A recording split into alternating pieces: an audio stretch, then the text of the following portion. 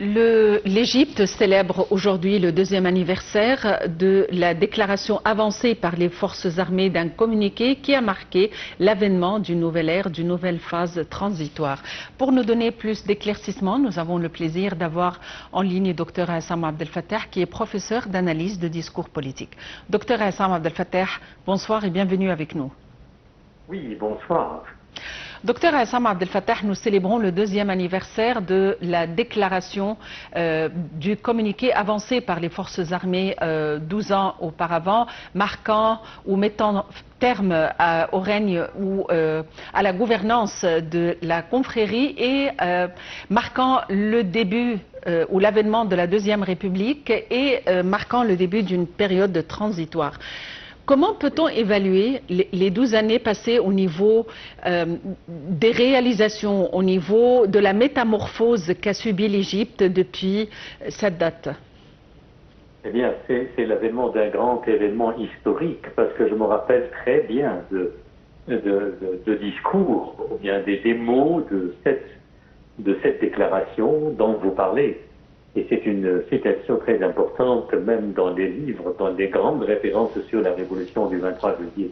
L'Égypte vient de traverser la période la plus sombre de son histoire, avilie par la corruption, désagrégée par l'instabilité.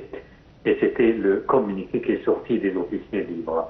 Alors ça veut dire que même dans cette citation, on peut voir. Donc, on peut distinguer, il y a la frontière entre deux époques complètement différentes. L'époque, c'est qui précède la déclaration et qui précède la révolution, où, comme dit la citation justement, c'est que quoi? C'est la période la plus sombre de son histoire. Pourquoi? Parce qu'avilie par la corruption.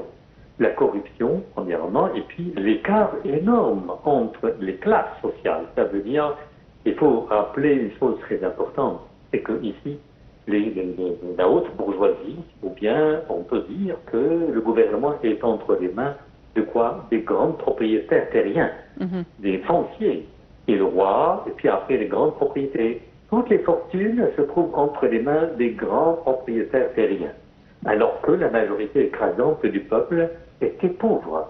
C'est-à-dire qu'ils n'ont aucun accès à l'éducation et même aux services médicaux, à titre d'exemple. Et nous n'avons pas de statistiques vraiment qui pourraient nous dire exactement le nombre de décès. Les paysans, par exemple, n'étaient pas du tout propriétaires. Ils étaient complètement avilis. Ils travaillaient dans de vastes terres qui appartiennent ici à l'aristocratie ou bien aux grandes propriétés terriennes. Donc, il y avait une injustice. Et même, vous savez que les officiers libres, quand même, quand en France, parce qu'il y a beaucoup de livres qui ont été écrits, même c'est pas seulement des livres arabes, mais des livres aussi qui ont été publiés à l'étranger. Si l'on regarde, on voit que ici, à partir de 1936, les officiers sont sortis de cette classe de la petite bourgeoisie. Et c'est-à-dire, il y a aussi des paysans qui appartiennent de la classe des paysans. Et il y avait quand même, malgré tout ça, il y a un écart entre les officiers qui appartiennent aussi à la petite bourgeoisie et les officiers qui relèvent des classes qui sont très élevées sur l'échelle sociale et qui appartiennent justement aux grands propriétaires. Et c'est ça, il aurait fallu en fait qu'une révolution se produise pour mettre fin à ce problème. Oui. Et finalement, suite à ce changement crucial, à présent, nous vivons à la Deuxième République ou sous le parrainage ou sous la tutelle de la Deuxième République.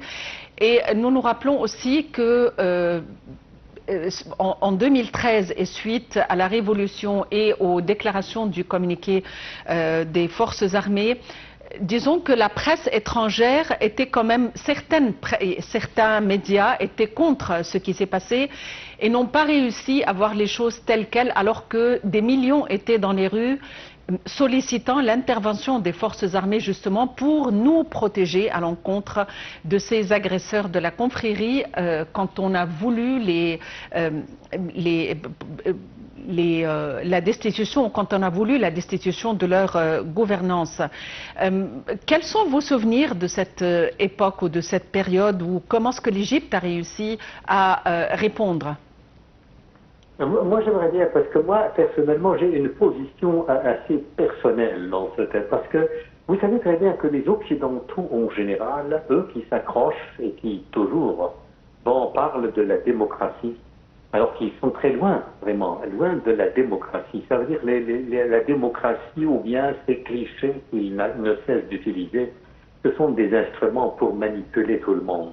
Alors que quand vous regardez, par exemple, la situation même à cette époque, ou bien aujourd'hui en Europe, il y a la démocratie, il y a aussi la liberté, les droits de l'homme et tout ça, mais quand ils regardent, par exemple, ce qui se passe en Palestine, ils sont loin vraiment de leur cliché, de la réalité. Mais remontons peut-être à cette époque. Moi, personnellement, je pense que une chose très importante quand on dit c'est un coup d'État, ou bien c'est l'armée, c'est introduit, ou bien il y a des millions, 30 millions d'Égyptiens. Mais non, la question n'est pas comme ça. Regardez très bien que à la fin du règne de Morsi, Morsi a annulé complètement la Constitution. Et c'est-à-dire que c'est lui qui a fait un coup d'État, Morsi. Morsi a fait un coup d'État, étant donné que lui, il était peut-être légitimement élu comme président, mais tout d'un coup, hop, il a annulé la Constitution. Et ça, cet acte en soi est un coup d'État. Alors, cela veut dire quoi? Cela veut dire que la scène politique égyptienne n'y avait pas de force légitime. Et c'est pour cela que le peuple est sorti. Et le peuple, en fait, a fait appel à quoi? À son défenseur historique, qui est l'armée. L'armée, surtout égyptienne, a un rôle différent et particulier par rapport aux autres armées des pays arabes.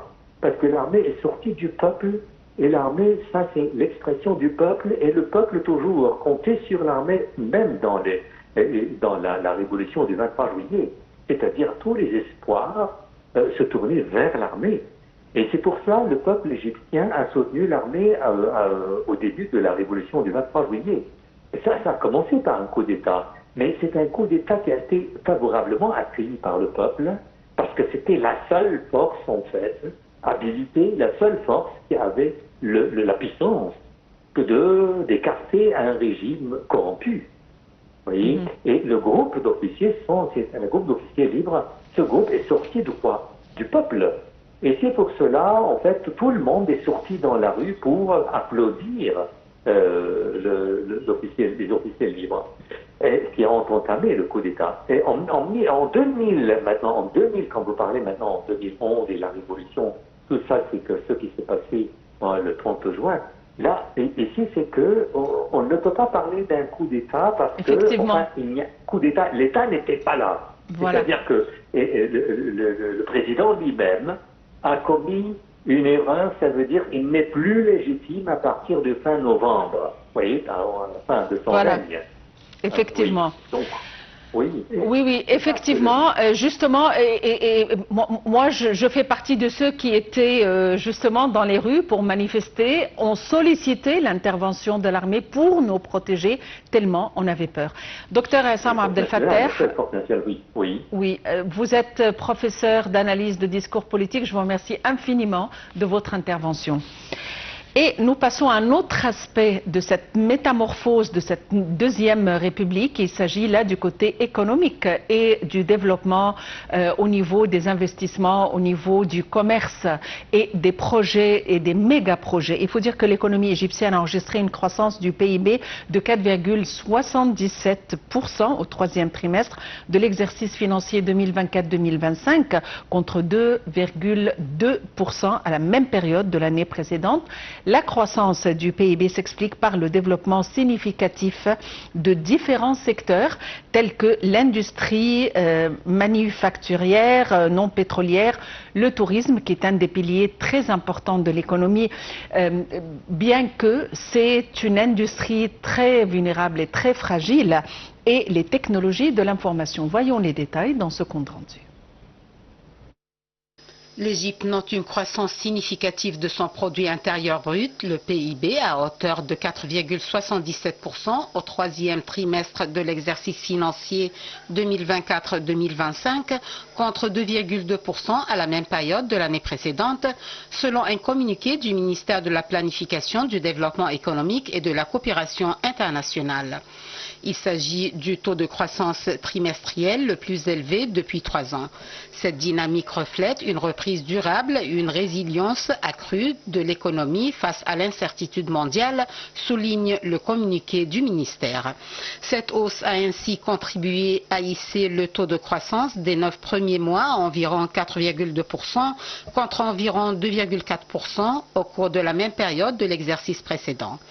La croissance du troisième trimestre est soutenue par la progression de plusieurs secteurs parmi les plus dynamiques, entre autres l'industrie manufacturière non pétrolière, le tourisme et les technologies de l'information. Cette embellie s'explique en grande partie par la vigueur retrouvée du secteur privé qui reprend progressivement le relais de l'État dans le financement de l'économie. Les investissements privés ont grimpé de 24,2%, représentant 62,8% des investissements totaux. Toutefois, cette croissance ne suffit pas à compenser la baisse globale des investissements en recul de 45,6% par rapport au même trimestre de l'exercice précédent. En parallèle, certains piliers traditionnels de l'économie, tels que le canal de Suez ou l'extraction pétrolière et gazière, restent affectés par les récents chocs géopolitiques et autres bouleversements du commerce. L'activité économique du canal de Suez a ainsi baissé de 23,1%.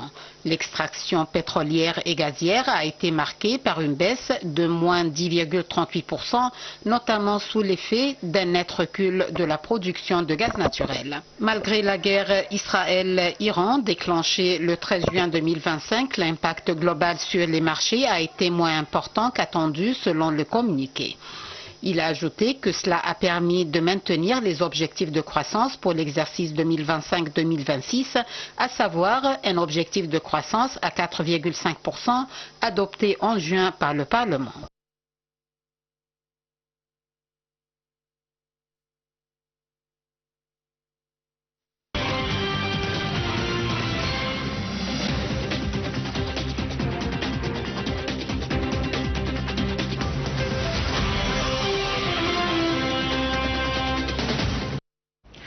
Cette phase transitoire succédant la révolution du 30 juin 2013 a permis l'avènement de la Deuxième République, le développement à plusieurs niveaux, la tenue d'élections présidentielles transparentes. C'était un tournant décisif. Merci de nous avoir suivis.